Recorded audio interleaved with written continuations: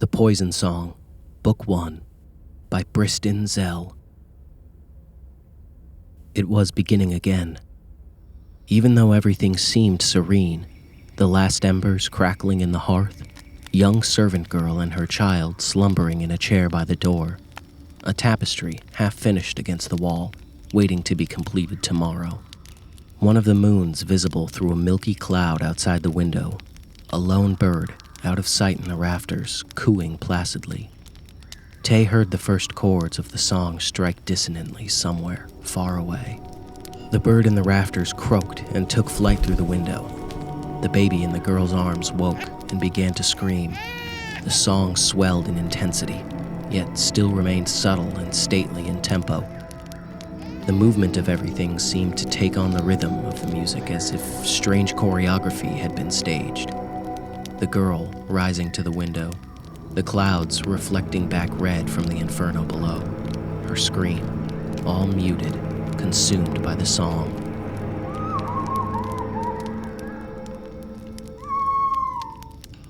Everything that came thereafter Tay had seen so many times, it had almost ceased to be a nightmare. He did not remember anything of his life before coming to the island of Gorn, but he understood that there was something different in his past that set him apart from his cousins.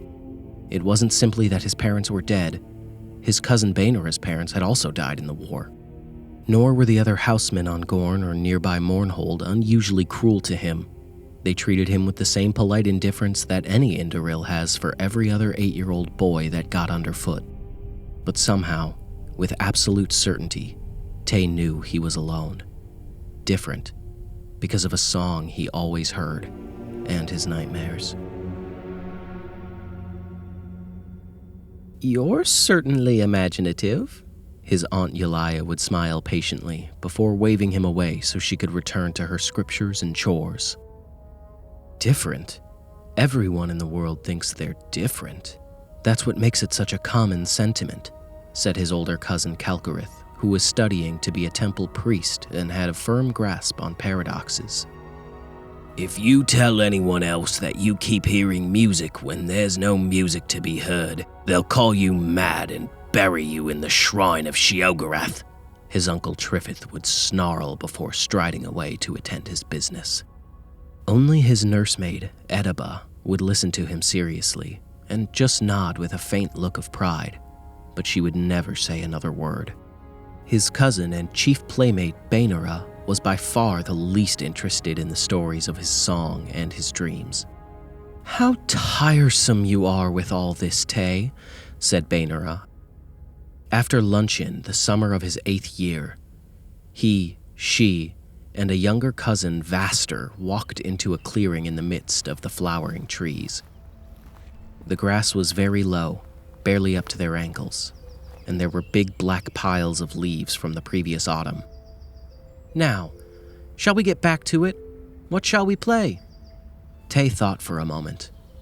"We could play the Siege of Orsinium." "What's that?"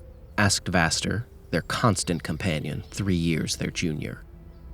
"Orsinium was the home of the orcs, off in the Rothgarian mountains. For hundreds of years, it kept growing bigger and bigger and bigger. The orcs would come down out of the mountains and rape and pillage all over High Rock. And then, King Jolie of Daggerfall and Gaiden Shinji of the Order of Diagna and someone else, I forget, from Sentinel, all joined together against Orsinium. For 30 years they fought and fought. Orsinium had walls made out of iron and, try as they might, they couldn't break through." "So what happened?" asked Baenora. "You're so good at making things up that never happened. Why don't you make it up?" So they did. Tay was king of the orcs, perched up in a tree they called Orsinium.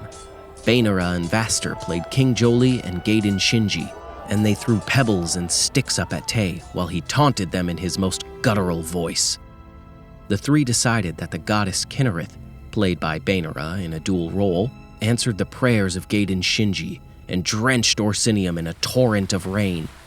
The walls rusted and dissolved. On cue, Tay obligingly fell out of the tree and let King Jolie and Gaiden Shinji mangle him with their enchanted blades. For most of that summer, the year 675 of the First Era, Tay was nearly insensible by the power of the sun. There were no clouds, but it rained most every night, so the vegetation on the island of Gorn was bewildering lush. The stones themselves seemed to glow with sunlight, and the ditches burned with white meadowsweet and parsley down. All around him were soft smells of flower and tree untroubled by wind. The foliage was purple-green, blue-green, ash-green, white-green.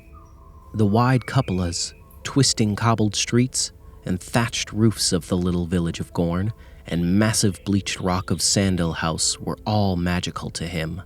Yet the dreams that haunted his nights and the song continued whether he was awake or not. Against Aunt Yalia's admonishments, Tay, Bainara, and Vaster had breakfast outdoors every morning with the servants. Yalia would hold an interior breakfast for herself and any visiting dignitaries. Guests were rare, so she often ate alone. At first, the servants would dine in silence, a tempting gentility, but they broke down and would regale the children with stories of gossip, reports, and rumors. "Poor Arnold is laid up with a fever again." "I'm telling you, they're cursed, the whole lot of them. Piss on the fairy, and they piss right back on you." "Doesn't little Miss Starcia look, just a wee bit tight around the belly region lately?" "She's not!" The only servant who didn't speak at all was Tay's nursemaid, Ediba. She wasn't pretty like other maids, but the scars on her face did not deform her. Her poorly set broken nose and her short hair gave her a certain alien mystique. She would merely quietly smile at the gossip and look at Tay with almost frightening love and devotion. One day, after breakfast, Bainara whispered to Tay and Vaster, "We have to go to the hills on the other side of the island." She had used such imperatives before and always had something wonderful to show.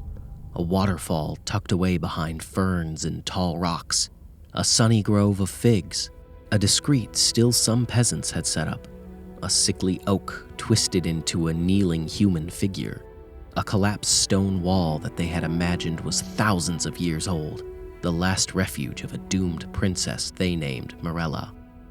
The three walked across the forest until they came to a clearing. A few 100 feet beyond, the meadow sank to a dry creek bed, filled with small, smooth stones. They followed that into the dark woods where trees canopied high over their heads. Sporadic red and yellow blossoms burst along the moist underbrush, but they became rarer and rarer as the children marched on under the umbrageous oaks and elms. The air crackled with birds ticking a staccato choral piece, a minor chord of the song. "Where are we going?" asked Tay. "It's not where we're going, it's what we're going to see," replied Bainara. The forest surrounded the three children completely, bathed them in its tenebrous hues, and breathed on them with wet chirrups and sighs. It was easy for them to imagine that they were within a monster, walking along its twisted spine of stones. Bainara scrambled up the steep hill and peered through the thick mass of shrub and tree. Tay lifted Vaster out of the creek bed and climbed out, gripping soft grass for support. There was no path through the forest here. Brambles and low-hanging branches struck at them like claws of chained beasts. The cries of the birds became ever more stentorious, as if angered at the invasion. One limb drew blood on Vaster's cheek, but he didn't cry out. Even Bainara, who could pass like an ethereal creature through impenetrable forests, had a braid catch on a bramble, ruining the intricate pattern a servant had woven hours before. She paused to pull out the other braid, so her bright, unruly tresses fell freely behind her. Now she was something wild, a nymph guiding the other two through her woodland domain. The song began to beat like a wild pulse. They were on a shelf of stone below a cliff, overlooking a tremendous gorge, staring over an expanse of cinder. It looked like the scene of a tremendous battle, a holocaust of fire. Charred boxes, weaponry, animal bones, and detritus too annihilated to be identifiable littered the ground. Speechless, Tay and Vaster stepped into the black field. Bainara smiled, proud that she had finally found something of true wonder and mystery. "What is this place?" asked Vaster at last. "I don't know," Bainara shrugged. "I thought at first it was some kind of ruin, but now I think it's a junk pile. Just not like any junk pile I've ever seen. Just look at this stuff." The three began an unorganized survey of the dusty mounds of refuse. Bainara found a twisted sword, only lightly blackened by flame, and began polishing it to read the inscriptions on the blade. Vaster amused himself by breaking brittle boxes with his hands and feet, imagining himself a giant of unbelievable strength. A battered shield attracted Tay. There was something about it that reverberated with the sound of the song. He pulled it out and wiped its surface clean. "I've seen that crest before," said Bainara, looking over Tay's shoulders. "I think I have, but I don't remember," Tay whispered, trying to conjure the memory from his dreams.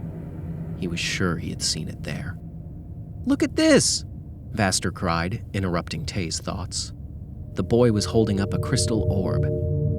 As his hand moved over the surface, brushing away grit and dust, a key in the song rose which sent shivers through Tay's entire body. Bainara ran over to look at Vaster's treasure, but Tay felt paralyzed. "Where did you find that?" she grasped, gazing into the swirl beneath the crystal surface. "Over in that wagon," Vaster gestured towards a heap of blackened wood, barely discernible from the other piles but for its cart spokes. Bainara began digging into the half-collapsed structure, so only her feet could be seen. The song built in potency, sweeping over Tay.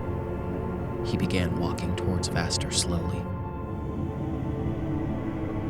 "Give me that," he whispered in a voice he could barely recognize as his own. "No," Vaster whispered back, his eyes locked on the colors reflecting in the heart of the globe. "It's mine." Bainara dug through the remains of the wagon for several more minutes, but she could find no treasures like Vaster's. Most everything within was destroyed, and what remained was commonplace by any standards. Broken arrows, armor shards, gar bones. Frustrated, she pulled herself out into the sunlight. Tay was alone at the end of a great gorge. "Where's Vaster?" Tay blinked and then turned back to his cousin with a shrug and grin. "He went back to show everyone his new plunder. Did you find anything interesting?" "Not really," said Bainara. "We probably ought to get back home before Vaster tells them anything that'll get us into trouble." Tay and Bainara started the walk back at a quick pace. Tay knew Vaster would not be there when they got back. He would never be returning home again. The crystal globe rested snugly in Tay's satchel, hidden under a pile of junk he had picked up. With all his heart, he prayed for the song to return and drown out the memory of the gorge and the long, silent fall down. The boy had been so surprised, he hadn't even time to scream.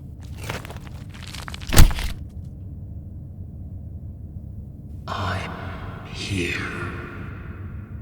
The gorge will know me by Miz, and so will you," said a voice inside Tay's head.